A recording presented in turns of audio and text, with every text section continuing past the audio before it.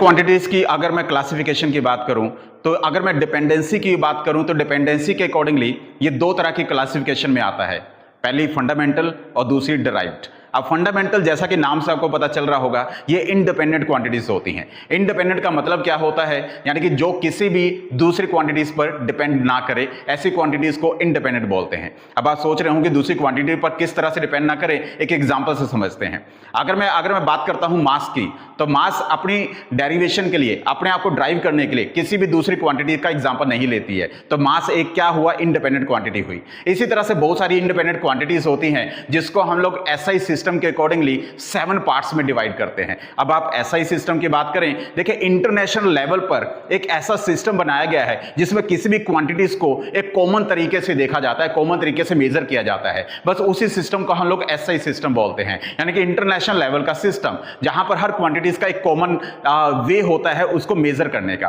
तो 7 ऐसी basic fundamental quantities होती हैं जिसके बेस पर ड्राइव्ड क्वांटिटीज, जो मैं दूसरा पार्ट कह रहा हूं, वो बनती हैं। अब वो 7 कौन सी हैं, उसके लिए देखिए आप लेंथ की बात करें, मास की बात करें, टाइम की बात करें, टेम्परेचर की बात करें, या अमाउंट ऑफ सब्सटेंस, और लास्ट में लुमिनस इंटेंसिटी की बात करें, इन सभी की यूनिट भी साथ में लिखी हुई है। ये यूनिट हमारी एसआई यूनिट होती है। जैसे लेंथ को अगर हम लोग देखें तो एसआई लेवल पर, इंटरनेशनल लेवल पर इसको मीटर में देखा जाता है, मास को किलोग्राम में देखा जाता है, टाइम को सेकंड में, टेम्परेचर को केल्विन में, करंट को एम्पियर में, और अगर मैं नेक्स्ट 2 की बात करूं, अमाउंट ऑफ सब्सटेंस को मोल में, और लास्ट में हमारा लुमिनस इंटेंसिटी जिसको कैंडेला में देखा जाता है। तो ये था फंडामेंटल क्वांटिटी का कांसेप्ट। अब नेक्स्ट जो कांसेप्ट आता है, उस कांसेप्ट में हमारी डिराइव्ड क्वांटिटीज आ जाती हैं। अब ये डिराइव्ड क्वांटिटीज क्या होती हैं, जो फंडामेंटल से बनती हैं। यानी कि फंडामेंटल क्वांटिटीज की अगर आपको नॉलेज है वो 7 बेसिक क्वांटिटीज की, तो उससे आप लोग डिराइव्ड क्वांटिटीज बना सकते हैं। एग्जांपल के तौर पर अगर बताना चाहूंगा, अगर आप एरिया को देखते हैं तो एरिया का क्या होता है फॉर्मूला, लेंथ को अगर मल्टीप्लाई करें ट्वाइस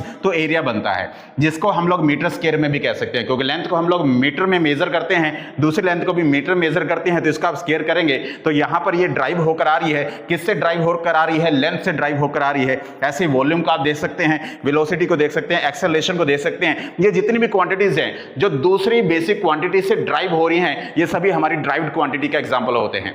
आई होप सो कि छोटा सा कॉन्सेप्ट आपको क्लियर हुआ होगा। Thank you very much, all the best, जय माता।